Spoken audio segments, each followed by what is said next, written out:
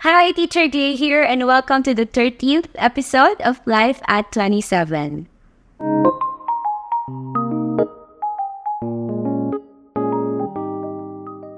Quarter life crisis. Ayan. Siyempre, yung iba baka hindi pa sila familiar what is quarter life crisis. And that's our first question for this podcast. For this episode, since yun na nga, binanggit ko na, ano ba yung quarter life crisis? Hindi ako nga pag-review. May quiz pala. Yung sa naman yung resource speaker tungkol ba sa crisis? Nice work. Naisip ko yung quarter life crisis topic ko. Ay, naalala ko. May nasa mandirig mo. Parang nag-guess tayo ng mandirig. Kaya sa mga hirap na sa mga. Quarter crisis sa mga.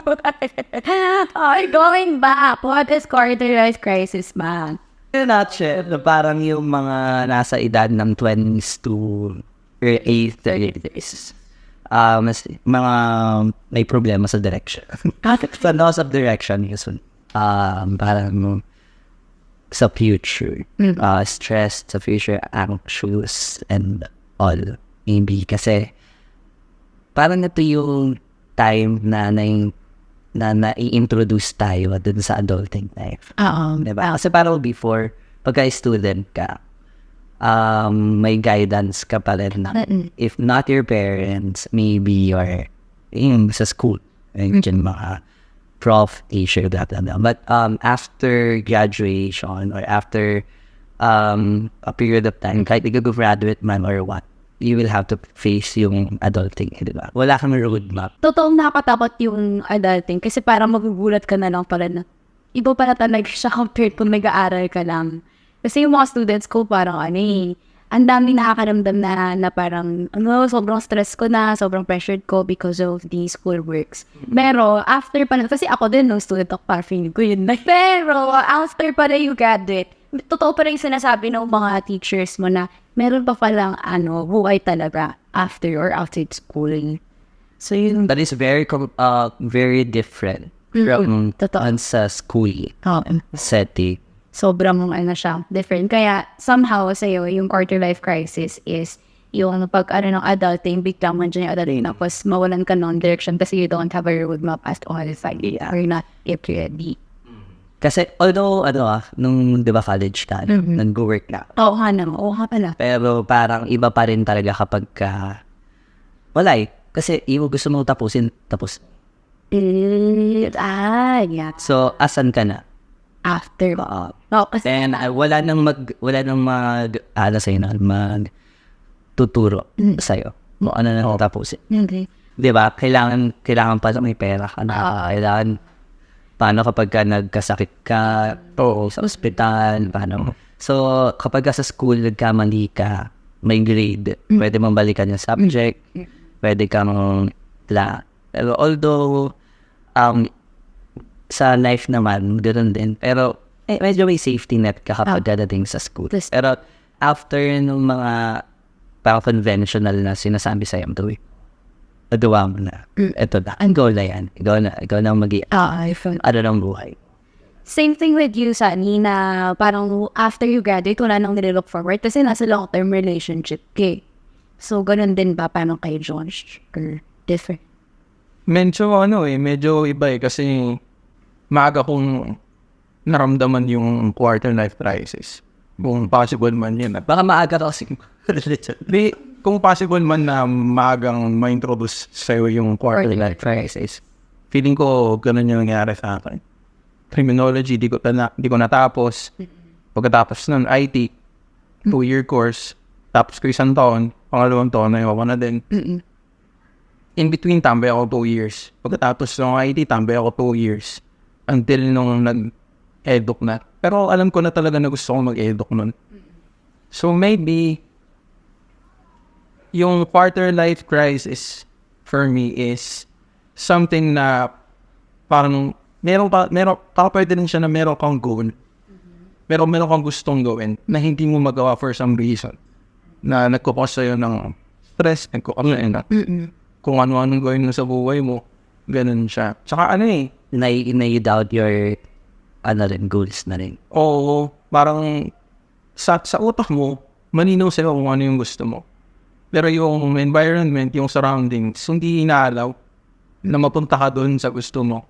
Kaya nasa stress ka. To the point na yun, the stress. To the point na kung ano-ano lang. Decisions. O tsaka kung ano-ano lang gagawin mo. Kasi kung ano-ano na lang yung ginagawa ko nun got into addiction din. Ewan ko nga sana sabihin, pero yun, got into addiction. Sana. Actually, maganda kasi yun. Yan kasi yun, kasi part ng real life yun. And copy. Oo. Yung high nung substance is as good as yung high nung longing mo for something. Ano mo yan? Yung gustong-gusto yung isang bagay, sobrang natanong ka, tapos di mo And actually, that defines quarter life crisis as well. Kasi, di ba, as I am said, yung parang sense of direction. Kasi you don't really feel fulfilled and content with yung current situation mo.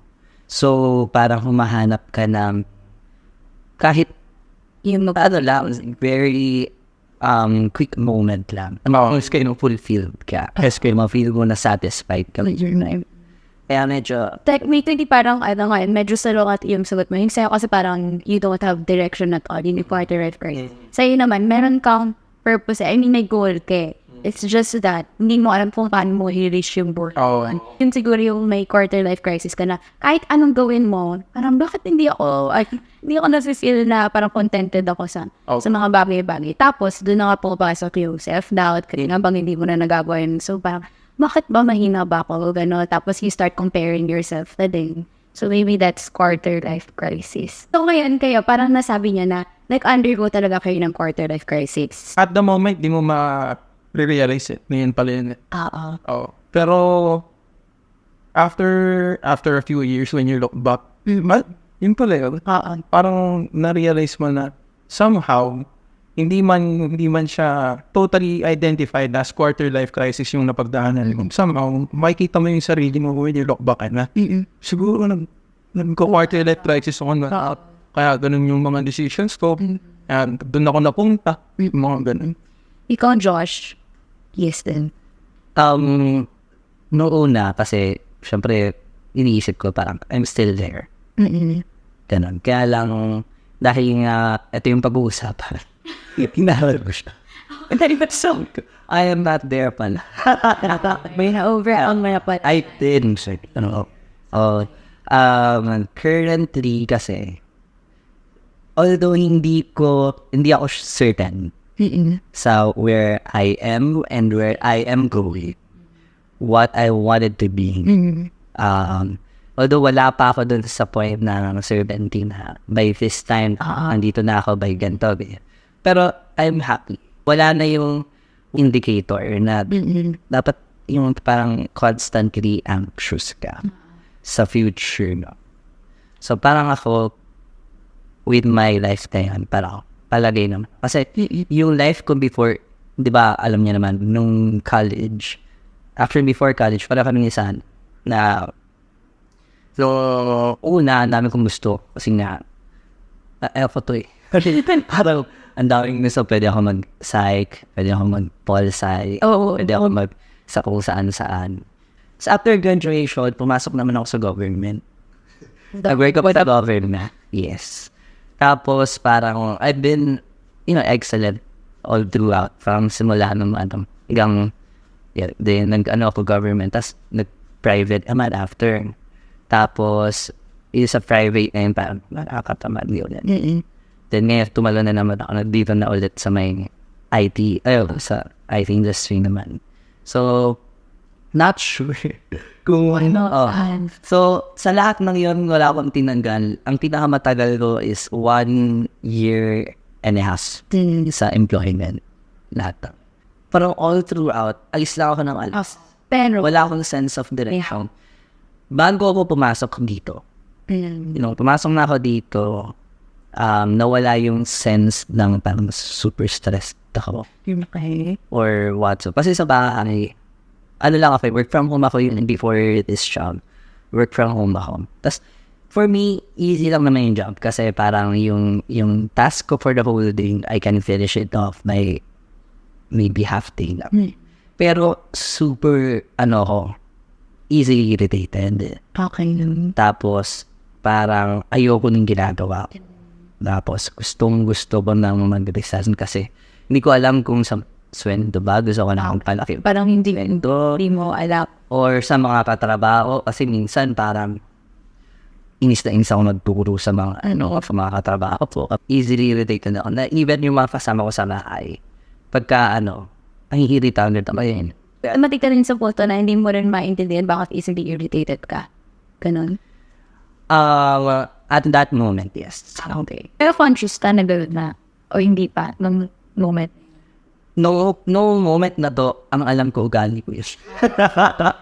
It was me being me. Okay. Parang gano'n. Pero, eventually, na-realize ko, naging better. Napaka-beauty ko palang tao. Thanks so humble ko. What's up, Britain? Ay, ko na. Next sa lahat, sa buong mundo ako yung makina-high-watch na ako. Pero di ba, yung because you're in a crisis, it could maybe bring the best or the worst out.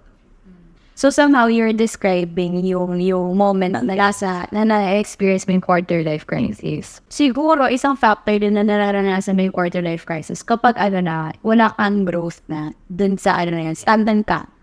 Stagnant ka lang dun, baka yun yung na-feeling mo. Tama ba? Na parang tingin mo andito ka lang, stuck ka lang dun. So kaya, parang next? Kaya nag-abort ka na sa buhay. Ikaw, Sunny, kasi nag-guess ka din nag-guess ka na nasa may quarter life crisis. Saan moment talaga nung life mo na na-realize mo looking back na yun pala talaga yun, nakaranas pala talaga. Nabanggit mo yun sa school nag-start sa school, parang feeling mo meron na doon, nag-start na doon. Tapos yung didn't end even after nung may bago kang milestone na you get married or you got married. Hindi, bago ako magpakasal, okay na ako. Yeah. Bago ako magpakasal. Overcome mo na yun. Yung quarter life. Siguro I can say na na-overcome ko na yun. Dahil nga parang feeling ko maaga ako dumaan dun sa quarter life crisis. Parang maaga din ako na nakaalpas. Maaga din ako na nakaalis.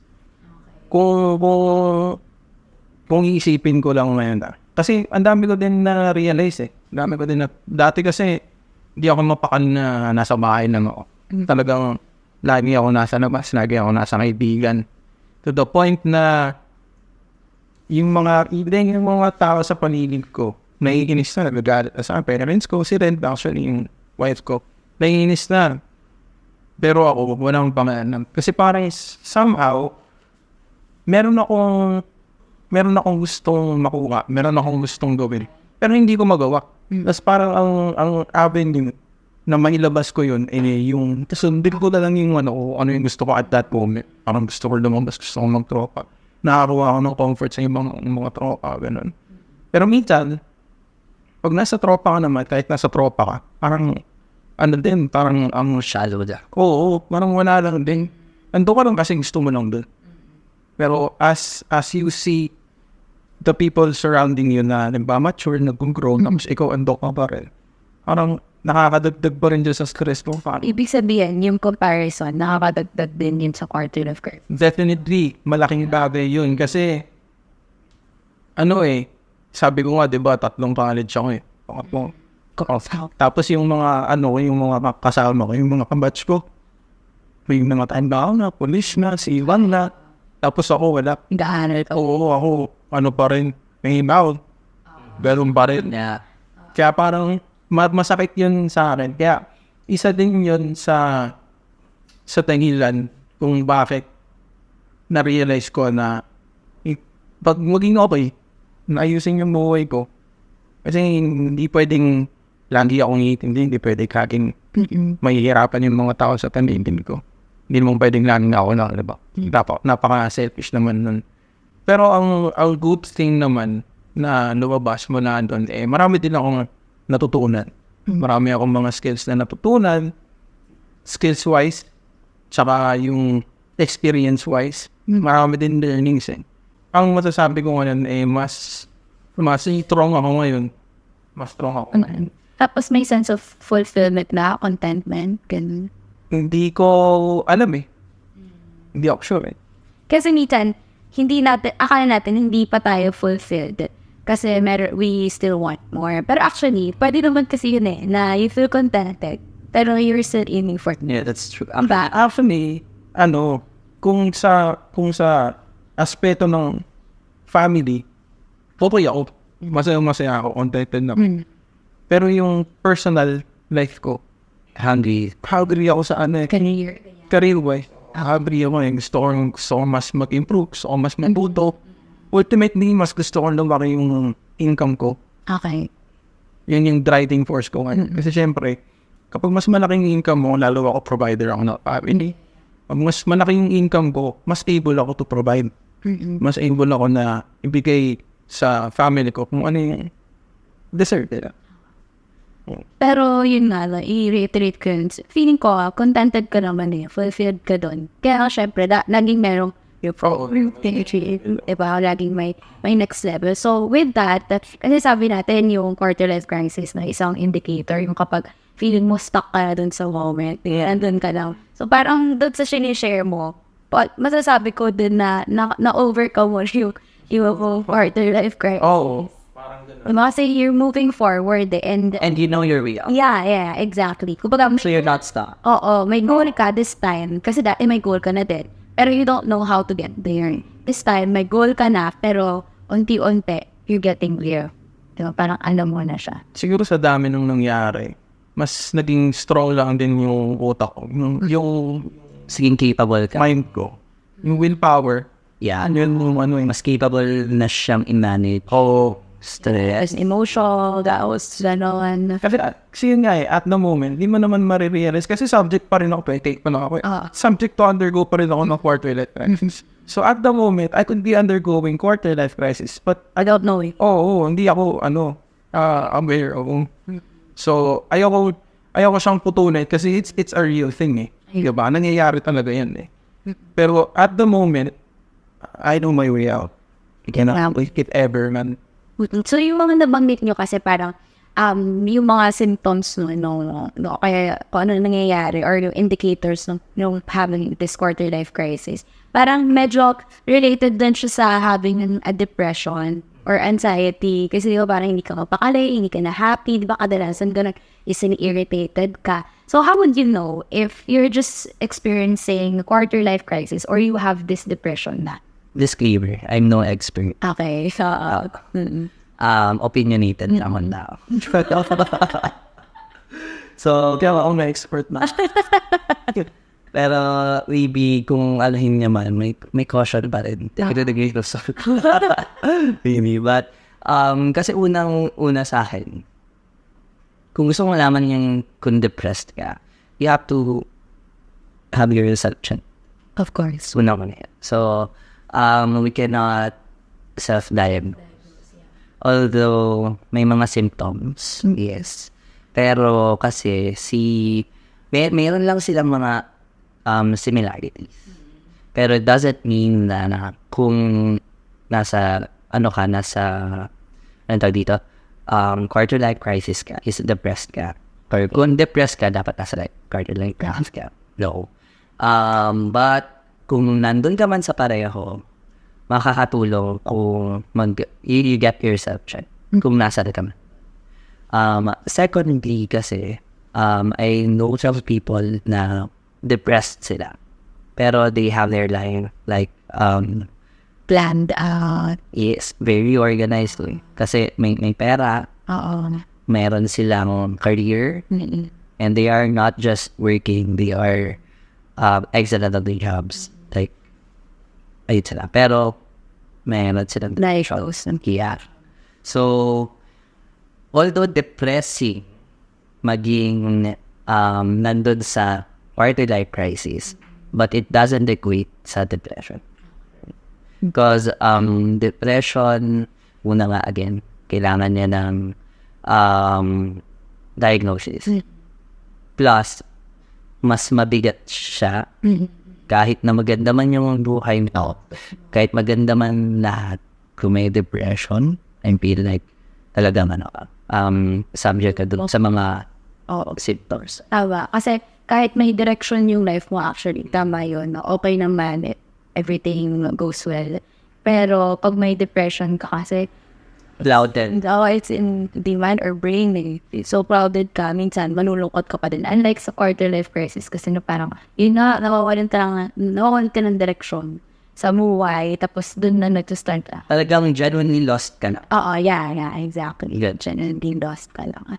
So, kung genuinely lost, bali, si Sunny, medyo nakita ko na medyo na-overcome na. Pero ayaw mo nga sabi. Sorry kung di mo nakita. Sa tingin mo lang, na-overcome mo na ba yung quarter life crisis? Sa akin, I feel like maybe yes. More like say yes. Kasi kapag tinatanong ako, kunyari, ano yung success for you? Ganyan. Akin sa work ha, kasi may ganun kami nung annual blah. Then, para may pa-survey. So yung tinanong ako kung ano yung niya, yung success for me. Inano ko lang na kung masaya ako doon sa role ko. Masaya ako sa ano ko ngayon. Sa life ko ngayon. Igising ako, work ako. After work, papalo ako. Diba? Badminton. Tapos after nun, kung may gusto akong bilhin pagkain, makakabili ako. Or may gusto akong punitahan, makakapunta ako. Hindi ko man alam kung itong career na to dapat yung careerin ko ngayon. Sa ngayon, I'm content. Although meron pa akong goal na Of course. pera, halos ko. Pero parang sa ngayon, I'm good. I'm good with where I'm at. Di ba pagka nagtatanungan, ba't di ka pa girlfriend? Di ba 3 kami nila Lena? Pareho na sila may asawa, pareho na sila may anak. Iisipin ko, wala ako doon, pero wala pa ako doon. Pero wala siyang lungkot, wala siyang regret. Kasi parang para sa akin, happy naman ako. That ka naman. So, it's all about your outlook lang din. Bukod doon, hindi ako nakarating sa state ko ngayon na yun lang. Nakuha ko yung salary yung gusto ko, or nandun ako sa job yung gusto ko. Yung support din ba, ng mga tao. May support kasi kung maayos na hindi kami parang mga insecure sa isa't isa. Yeah. Tapos talagang na-supportahan lang isa. Katulad nun, pressured ako at sila yung pressure point. Pero hindi ko insecure para hindi ko masasabi Sabi sa kanila.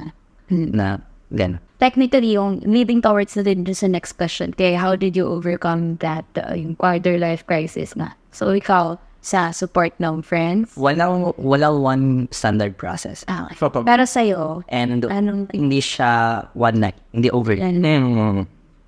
Kakaiba din kasi talaga. Yeah. Tapos hindi siya hindi mo siya pwedeng, for me ito sa'yo. hindi siya one-man job din. Totoo din yan. So, if you're going through something, know that kung ano yung nasa akin, maaaring hindi yun mag-work sa'yo. Make it fit. And hindi wala kang madali sa sarili mo. Kasi things will go and eventually. Tama. Di ba pagka, may nabasa nga kayo parang kapag you're on the rock bottom. There's no other way. But yeah, that's it. Kung nandun ka, okay, maybe just take your time to reflect. Doon ka nag-start. Parang hindi naman masyadong iba. Pero ang nagbago yung how you see things. So, for you, nag-work you started inwardly. Tapos parang going out. Yeah. Going And magandang point yan kasi na-start kong ma-work out yung sarili ko bago ko makuha yung job. Bago binigay. Parang ready ka na. Okay. Naku. Kasi I remember that was 2022. Ha? Oo, 2022. Bago mag-end yun. So, ito yung time na nag-decide akong bumalik ulit sa church. Na nag-decide ako na parang, ayan, sumama ulit sa family ko. Tapos parang I wanted to have like a fresh start. And I don't know how. paano? Sorry, may tanong lang ako. Ano yung parang naging reason mo? Naging drive mo? Bakit parang Turn. Parang bakit biglang gusto mo na yun? Kasi nasa rock bottom na. Nandun na ako sa parang, hindi talaga ako masaya kasi hindi ko alam kung nasan The end of yourself na. graduate ako ng PIO, tapos edu, tapos nag-work ako sa government, tapos nag-work ako sa private, tapos wala ako sa teaching, wala ako sa church. Ano yan, tapos parang sobrang to the point na parang gusto ko lang wala. Ayaw mo mag-alive yourself. You don't want that, but you wouldn't care. Parang gano'n. So, Reflect ka kasi. No moment, doon ka talaga sa lugmok moments. Nag-start ka mag-reflect. Tapos doon mo na-realize. eventually, little by little, siya, nakatulong ngayon sa family. Nakatulong yung mga friends. So, not a one-man job. It's not overnight, not one day process. And there's no one generic process as well. Kaya maganda na yung process, yung journey, huwag po siya ina-neglect eh. Hayaan mo lang. Kasi may sinasabi na time heals. And kung meron ka nga talagang greatest asset actually, yung time talaga yun. Kasi hindi lahat actually nabibigyan ng mas mahabang time para mabuhay. So, pero yung meron tayo dun eh. And yung time na yon, hindi mo kailangan nang ipilit yung mga bagay-bagay kung hindi naman nag-work pa, kung hindi ka pa nag-heal. Hayaan mo lang. Hayaan mo lang yung journey na yun. And soon enough, magugulat ka na lang, na-overcome ko na pala. Kasi diba, sabi niya nga, parang hindi nyo naisip agad na, pwedeng na-overcome ko na pala yung quarter life crisis. But because of this podcast na para sa ko quarter life crisis, pag-uusapan natin, doon ka nag-self-reflect. Doon ka nag-self-reflect na, na-overcome ko na pala siya. So, ganun din sa buhay. Parang onti-onti lang, hayaan mo lang, basta huwag ka lang isusuko kasi. One step at a time. Yeah. Kasi when you quit, doon ka matatalo. Kasi hindi mo inalaw yung sarili mo mag-heal. Hindi mo inalaw yung sarili mo makita ulit what's to come or yung pwede pang i-offer ng buhay sa'yo na pwede pang maganda. Tsaka ang pinakang madedevelop kasi sa'yo, every step of the process, yung resiliency. Itibay ka, kada problema, kada pagsubok, kada may mapagtatagumpayan ka, Pero when you overcome yung mga ganun kalalaking problema, magiging resilient ka, the next time around, mas okay ka na, mas kaya mo na. Kasi, ako, sa totoo na, I can say na, hindi ako kampante sa kung anong mga pwede mangyari. Lagi pa rin akong nagpe-prepare, lagi pa rin akong nagre-ready, pero hindi ako takot. Hindi ako takot. Siguro But courage ka na.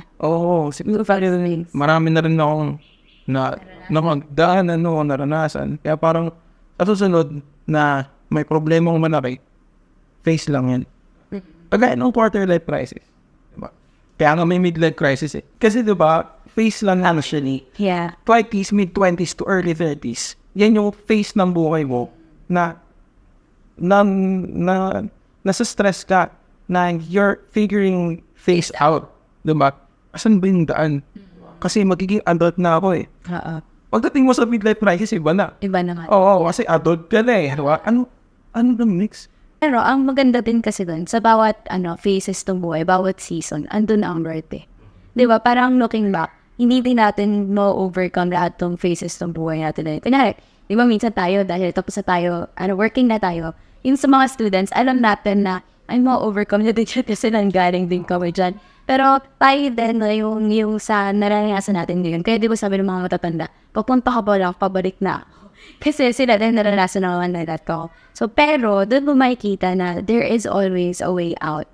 And one thing for sure, di ka iniwan ng burden eh. Kaya mo siya na-overcome. Kaya natin na-overcome yung pagiging estudyante natin. Kasi hindi tayo iniwan ng burden kahit anong circumstances, hindi tayo iniwan. So, same thing with quarter life crisis. Sa bawat crisis na meron tayo, when you start acknowledging that God is with you, diba, take courage, huwag kang matatakot, hindi ka talaga matatakot. Kasi you know na may way out dun, and that's the God being with you. Ano yung beauty nun. Kaya i-enjoy natin yung bawat season na meron tayo kasi may matututunan tayo dun. At makikita natin paano kumilos ang Lord. Totoo.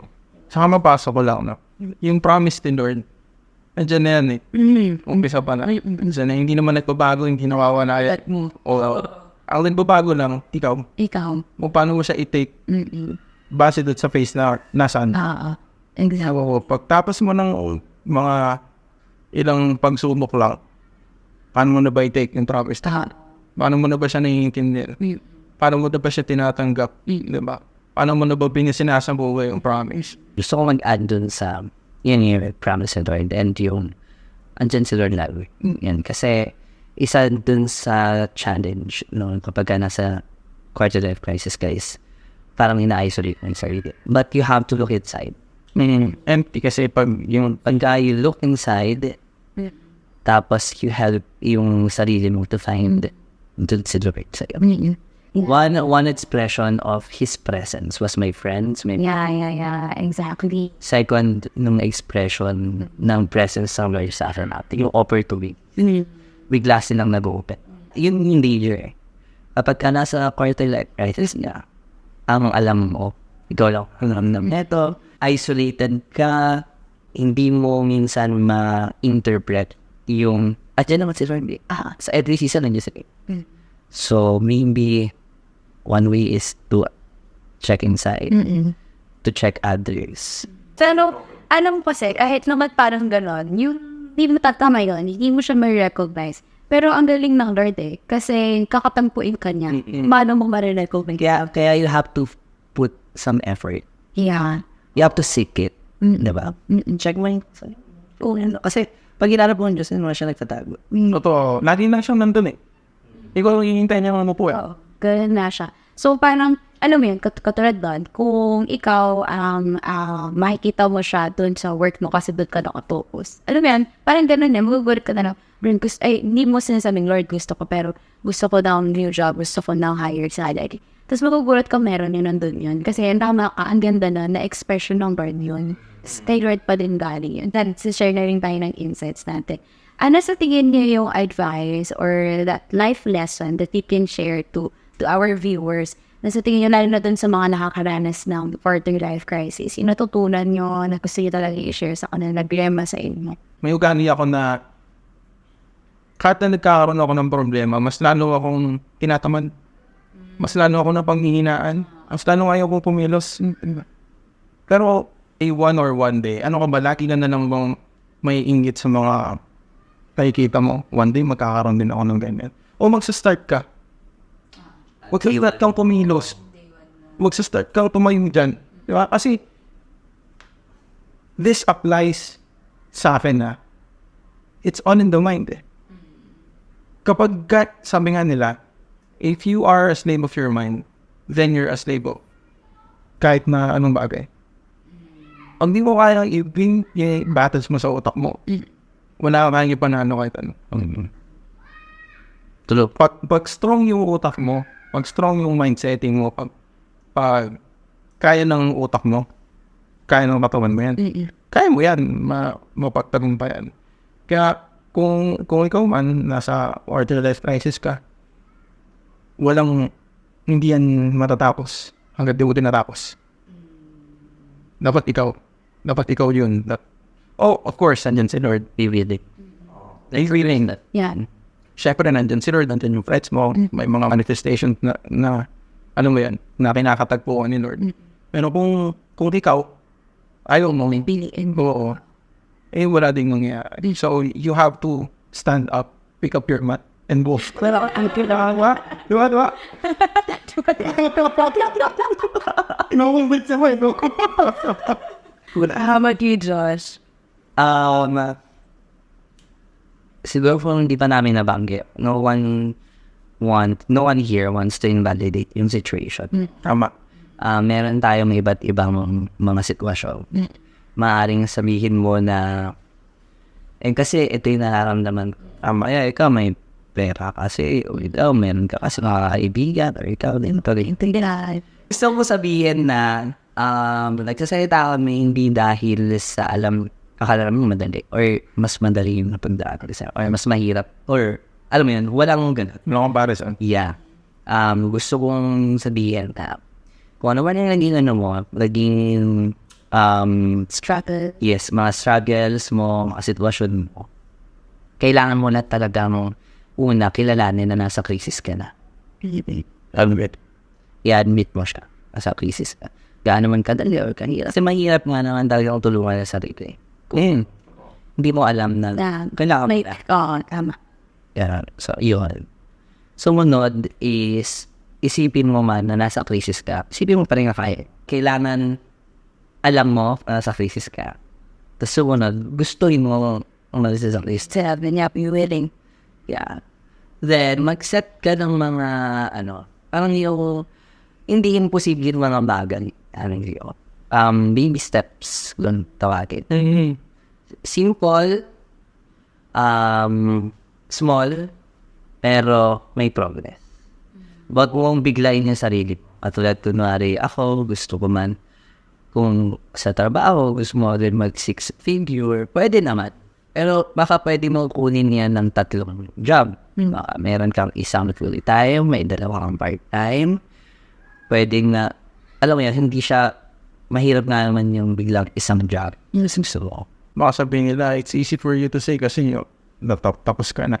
Pero alam mo, at some point in your life, while you're going through the crisis itself, sooner or later, marirealize mo na yung di pa, pinatagal ko lang. Pabalik din pala ako dun Square one lang din pala, pinatagal ko. Exactly.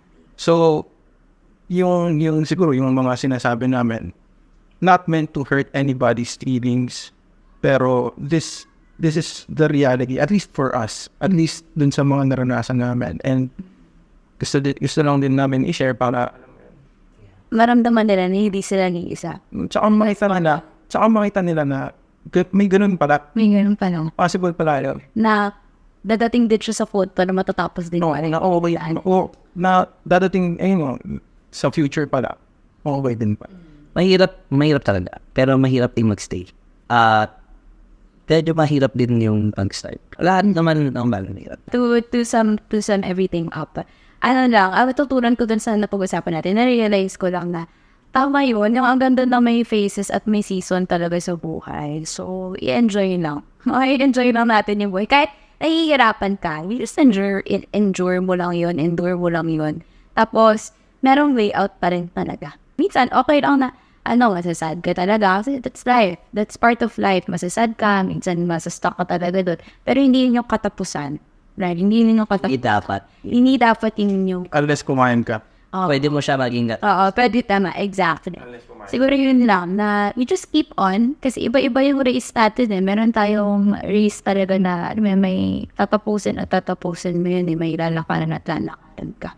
So, iba-iba yun. Sa iba, sa kanila kasi baka pag nagko-compare ka kasi doon ka talaga nalulungkot yun sa iba. Ang yaman nila, parang ang dali nila, ang bilis nila move forward. Ako parang nare-relate ako. Pero hindi may different phases na kayo. Kahit magkaedad pa tayo. Minsan kahit magkaedad tayo, magkaiba pa rin tayo ng ano ba tawag na track? Magkaiba yun So, hindi mo pa rin sabihin na, same naman kami nasa 20s pero bakit ganito ko ganito siya? So, pag doon class tumingin talaga, masastop ka talaga doon, malulungkot ka talaga, tapos ayaw mo na mag-move forward. So, kaya ako, na-realize ko na, oo nga, ang ganda nun, na iba-iba tayo, we were created differently by the Lord as well. May iba-iba kayong skill, may iba-iba kang, talents, and iba-iba din yung purpose natin sa buhay. So, ikaw, alamin mo lang saan ba, ano ba yung track mo, para mas madali mo, panaramize mo na yung purpose mo kasi, mas madali mo rin ma-overcome yung quarter life crisis Kasi pag may purpose ka, may direction, susunod yung direction. Kapag alam mo yung purpose, siguro ako, parang yun yung nare-realize ko lang na kung meron mang way out, para ma-overcome yung quarter life crisis, that is to know your purpose, to know the God-given purpose na yun. Tapos doon ka magsimula.